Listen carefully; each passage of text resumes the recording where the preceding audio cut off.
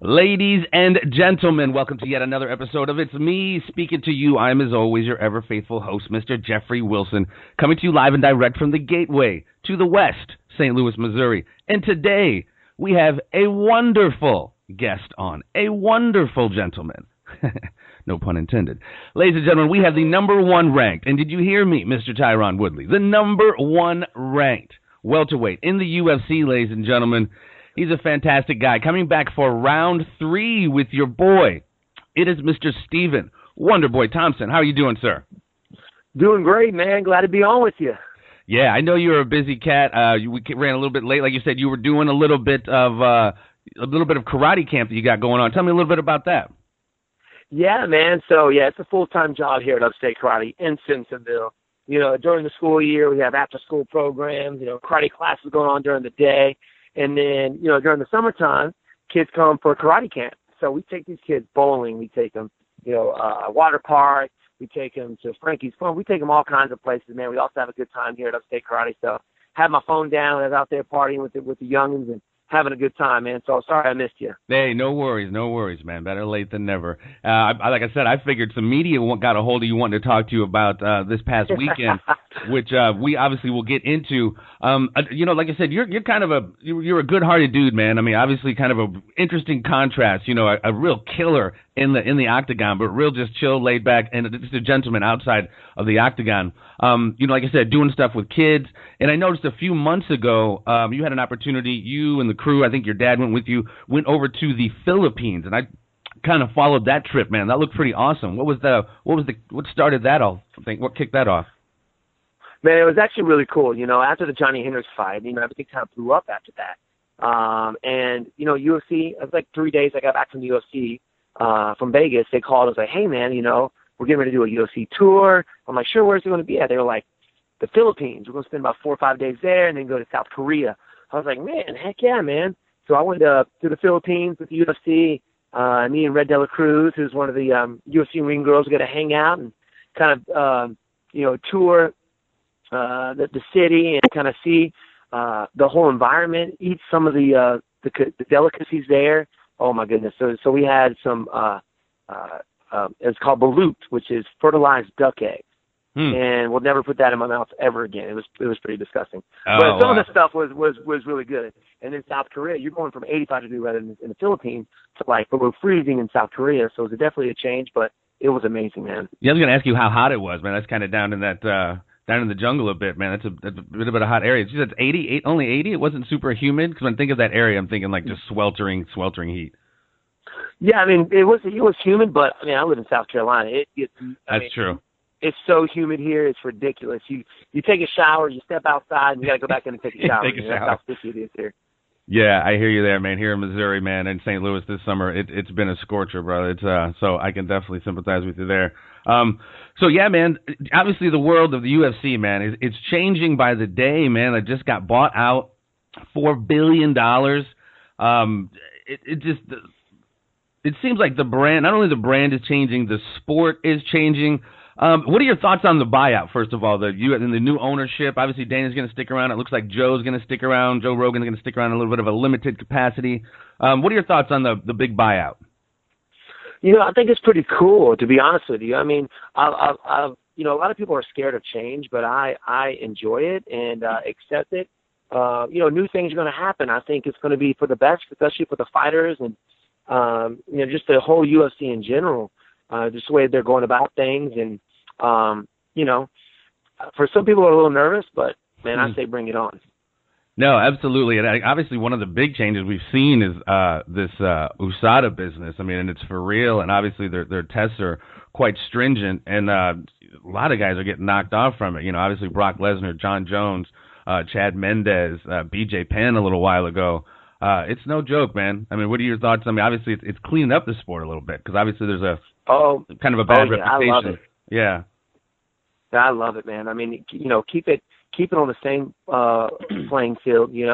It's keeping people from doing that. And you're seeing a lot of changes in some of these fighters as well. Right. Not just in the way they fight, but you can just see it by looking at them, how it has changed. And it keeps a level playing field, man. And everybody I think it's great. I think they're doing it definitely the right way. I know they're strict, but I don't mind it because I'm not trying to hide anything or, it was like 2 weeks before my fight with Rory McDonald. I'm sitting here at Cracker Barrel, Cracker Barrel 2 weeks before a fight, right? And they called and was like, hey, man, we're here. I'm like, wait, who is this? They're like, USADA. So I literally just left and came straight to the gym, and we did the test and everything, and it was all good, man. So, we have this app where we have to tell them pretty much quarterly where we're going to be at, if we're going on vacation, because they can show up at any time. So, I mean, a lot of guys, it bothers them. I don't care. If you have nothing to hide, yeah, exactly. I mean, if you got nothing to hide, it's really not an issue. Yeah, it could be inconvenient for some people because I know they have jobs, they have to think about. But for me, I'm very laid back. With my job, it's very lenient. So, man, I love it, man. I think they're going about it the right way. Yeah, well, I mean, I've heard it has been pretty intrusive. They'll come at just odd hours of the night, or like I said, when you're dieting. So, I mean, I don't know. That could be a little bit, like I said, inconvenient. But it is helping clean up the sport a bit. So, got to take the good with the bad. Exactly. Well, in speaking of kind of level playing field, and kind of like I said, man, the sport, and I've had you on before. I've had UFC Hall of Famer Pat Miletich on before, and early on, and it wasn't really new to the sport. We weren't breaking any news, but this kind of McGregor effect, if you will, on the fights and fighters and rankings, if you will, and how that kind of effect is, you're able to up your dollars quite a bit. And we've seen it happen, you know what I mean? Like we've talked about Chael Sonnen when he lost to Anderson Silva, went and fought John Jones for the light heavyweight title. You got Conor McGregor, winning his title and then not vacating the title, but vacating that division and kind of leaving that division in limbo while he goes and does stuff in the welterweight division. Yeah. And then now, so, this weekend we have a new champion.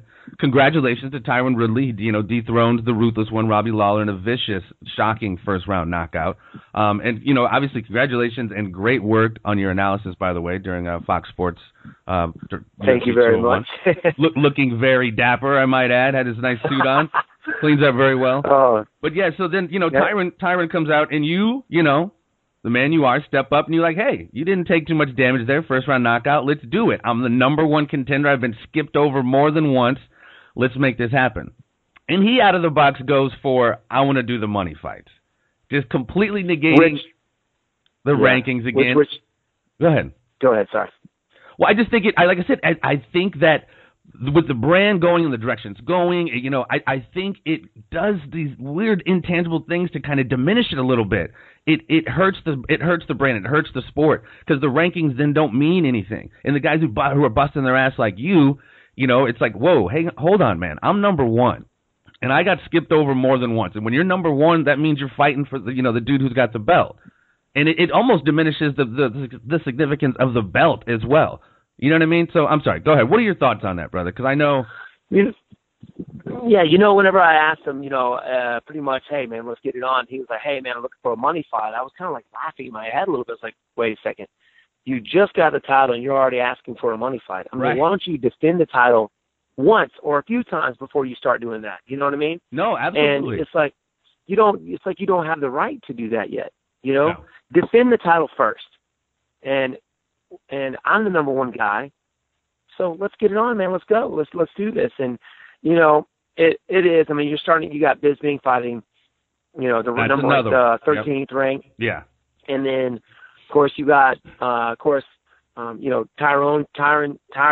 getting ready, trying to get a money fight with Nick, who hasn't fought over a year and a half, or maybe longer, or George, who hasn't fought in 3 years. I know George is a big name, but come on, man, fight the guy who deserved it. I mean, he was the one who got skipped over. He got skipped over, but guess what? They gave him that shot. No, absolutely. Even when a lot of people thought he didn't deserve it. He was number 4 ranked. He wasn't number 1. He was number 4, and they gave it to him. So why don't you give that back, man? Give it to the rightful guy. Well, and it's weird because part of me is like, and most fans are like, you got to walk that fine balance of fan fights plus, doing stuff with adhering to the rankings, man. But like you said, I don't think he's necessarily earned that right. But like we've talked about, and most fighters know, and it's really become evident now, the dollars are absolutely huge. And as we know, the window for fighters are so small, and part of this McGregor effect that we talk about is they're now taking advantage of this window in a huge way, to the point where now they're thinking, all right, I got the belt, I can now dictate what fights I want to take, which, you know, to some degree they can, but to completely, like I said, to your face almost, you know, to the number one ranked dude who, like I said, Tyron's been a victim of the politics himself, to kind of say that. And I don't even know if Nick's ranked if he's, you know, comes back into the fold. And like you said, at GSP, I saw he said he'll take the fight or whatever, which is interesting because I know you guys have a history together. You trained with him. I forget when GSP was fighting. I forget, maybe it was Condit or Dan Hardy, but yeah, I was there for several camps. Yeah. Yeah. So I don't know, man. It bums me out, dude. And honestly, I texted you. It annoyed me really for a couple of days, dude, because I love MMA and I love the UFC and I love the new direction they're going. And cats like you're almost like a victim of your nice guyness because you're not, you know, running off at the mouth. You know, you do your speaking in the ring. Apparently it's not as sexy, but, you know, come on, man. You handled Johnny Hendricks. You handled Roy McDonald. Come on. I mean, it's just a no-brainer for me. Yeah. I'm sorry. I don't mean to exactly how that's all right. That's exactly how I feel. You know, and that's literally what I've said. Like, come on, are you kidding me? This is it's not right. You know, I know I'm not a crap talker. I don't do that. Hey, I'm not very good at it, but that's just not who I am, you know? Right. And there has to be a medium. I mean, yeah, hats off to Conor McGregor because this guy was homeless and now he's making millions of dollars. Right. And it's because of the way he presents himself and the way he can hype the fight up by talking. He's just got the gift of gab, you know, and it's definitely helped him out. And it actually has changed the game because of that. Absolutely. So hats off to him. But let's not forget the guys who's also worked just as hard to get there through the fighting. You know, I'm not the type of guy to go out there and do that, but I think I put on a show. You know, when I'm out there, I do it with my fighting, not with my mouth. And, no, absolutely, and that's a credit to you, man. And then, I mean, like I said, you become, you know, a good ambassador and a credit to the sport. You know what I mean? For like I said, being just a cool dude. Like I said, you walk that fine line. There's definitely a room for that kind of WWE good promo cutting element of what's going on with mixed martial arts and UFC. Yeah. But you can't have all these like Chael Sonnen type, you know, literally losing to Anderson and then jumping to a different division and then fighting for another belt just because he talks a good game. Like, man, that just craps on all those other light heavyweights in that division who are just grinding. Jacare Souza is another one. He's got to be just losing it. You know, he's totally next in line. And God love Dan, dude. I hope he beats Bisping and rides off to the sunset. I think that would be an awesome tale for Dan. But it's like, again, that division, those cats in that division, it's hard, man. It's hard to see that go down. But it's a business. I know it's a business. Yep. Yeah, I agree with you there, man, and it is a business, but, you know, it's very frustrating because I'm actually in that spot, you know what I mean? It sucks for the other fighters and everything, but I'm there, and you know what?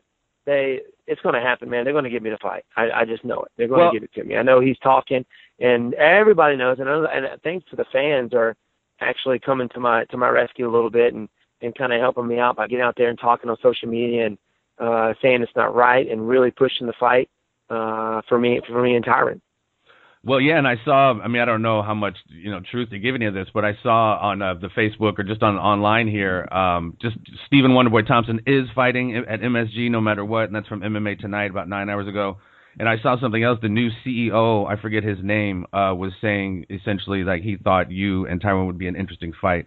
So, I mean, yeah, you know, Tyron definitely holds some cards, but not all of them. So it's not necessarily a done deal. Exactly. Have you not to get into your, you know, what personal discussions, but have you reached out to Dana at all and been like, dude, don't even think about it?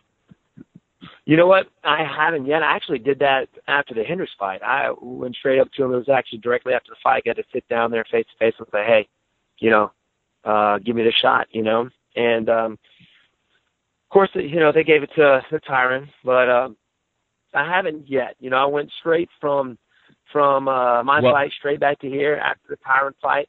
I know I got a great management company. I know they're dealing with they're you know, poking and getting in there, so they're taking care of business for me.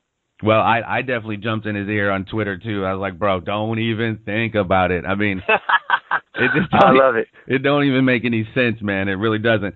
So, I mean, I guess in your mind, let's just entertain a plan B. Obviously, plan A is you want to fight for the title, obviously. What other scenario would you? I mean, like I said, I don't even want to entertain a plan B. But what would happen next if that doesn't go down? You know what? You know, if it doesn't happen, man, I really don't know, because that's all I'm seeing right now. There's just nowhere else for me to go. Yeah. I mean, I beat the number 2 guy. I beat the number 1 guy. Who else do I fight? Right. You know, who else? They'll throw you in. Not him. It'll be Damian Maia or probably Condit or something, which would be crazy. It still doesn't make sense, because I'm here, you know. Yeah, no, it doesn't. Absolutely. You know, it's just crazy. So yeah. So it's like, man, so what next? What do I have to freaking do? You know, it's it's frustrating. We need to get you in that WWE development camp down there and get you in that promo room and get you starting to talk some yang a little bit. Silent but violent, man. We can work that. We can work that angle. The silent but violent Stephen Wonderboy Thompson, man. We can. There you go. I would have to be crafty, you know what I mean? Because I am not very good at it. I did a lot of training. Right. You know, that'd be funny. Get Stephen on the mic, you know, Stephen's alter ego here. That'd be fantastic. Dude, if I started doing that, people would be like, Stephen, just shut up. Yeah. They'd be like, it's not you. Stop trying. Well, and honestly, man, my psychology, when I start thinking about this, and I said to Dana, and I even, not said like we spoke, but I think, I'm not saying Tyron is dodging or running. I'm not going to use that language, because I know he's going for the money. But like you said, man, you got to defend that bad boy a couple times before you start talking super fights. I don't know. I like to see, you know, I don't know. I'm a little miffed at the whole thing, because I don't know. If that doesn't happen, that just is such a diss to you. You know, it really is. But yeah, I don't know. I'm there with you, man. It's like, you know, what can we say? Is, you know, this is, I don't know. That's just the thing. We keep saying I don't know, because we really literally don't know. When everybody who kind of knows MMA and rankings, I guess, have known it's been flawed for a while, but it's just I don't know. This is just too blatant if they keep skipping you over, or even like a Jacare. It's like, come on, man, come on. We gotta show a little bit more respect for not only the sport, but these guys who, like you said, are busting their butts, man. I agree, man, and hopefully, you know, going through social media and, you know, with this interview with you and others, that we can make enough noise to where it does happen. Well, and I guess I kind of lost my train of thought there, but I'm hoping, like I said, not that Tyron's running, he's trying to get these cash fights, but I'm thinking that if it does blow up like that, if it does become kind of trending that, you know, come on, dude, we're speaking, Stephen Wonderboy Thompson is not going to run his mouth. We're going to speak for him. Hopefully that ups the cachet, you know what I mean, and brings it to the level of dollars that, you know, Tyron wants it to be. You know what I mean? Is it on, you understand what I'm saying? Hopefully that narrative becomes part of the story, that, like, you know, it becomes evident that he almost is running. You know what I mean? It's like, dude, Stephen Wonderboy Thompson's been, look at what he did to McDonald. Look at what he did to Hendricks. Like, come on, man. Yeah, it still would be, exactly, and it still would be a money fight. I mean, that's going to be one of the biggest cards of the year. You know, who wouldn't want to fight on that? And it's still, I think, would put butts in the seats, man. I think everybody's going to want to see the Madison Square Garden fights. You know? Yeah. Well, and kind of back to what we were talking about before. I mean, yes, he is the champ. Tyron beat the champ, but in order to say you really are the champion, you got, like I said, you got to defend it, and you really aren't the best if you're taking on just money fights. Unless you're fighting the top 3-4 guys, you can't really walk around saying you're the best in the world. Yeah, I mean, yes, you can, because you beat the champ, but you know, you got to stay the champ, and to do that, you got to face the top guys, not just go for the dough. I agree with you 100%. He's been out 18 months. I mean, that's just it's just disrespectful in a little bit. Or, in my opinion, I could be wrong. Everyone, that's just my humble opinion. But anyway, I agree with you, man. So I hope it happens. Like I said, we're all going to do what we can to lobby to get this thing going. Because I know, dude, you were just absolutely chomping at the bit, and I think, man, there's a lot of people that are just scared of you, brother. You are a dangerous, dangerous man. Like I said, it's such a contrast because you're so chill and stuff, but you just you're a killer. Well, thank you, brother. Absolutely, hey, man, I always enjoy being on with you, man. Yeah, man, I appreciate it, man. And hopefully, man, we will get you back on when you have that strap, brother. We hope happy to have you back on and love to have that chat, man. Most definitely, man. Hey, well, I appreciate everything, man, and thanks for everything you're doing. Absolutely, man. Safe travels to you, brother. This has been number one ranked Stephen Wonderboy Thompson, ladies and gentlemen. Thank you so very much for your time, my friend. This has been It's Me speaking to you. Everyone, be safe.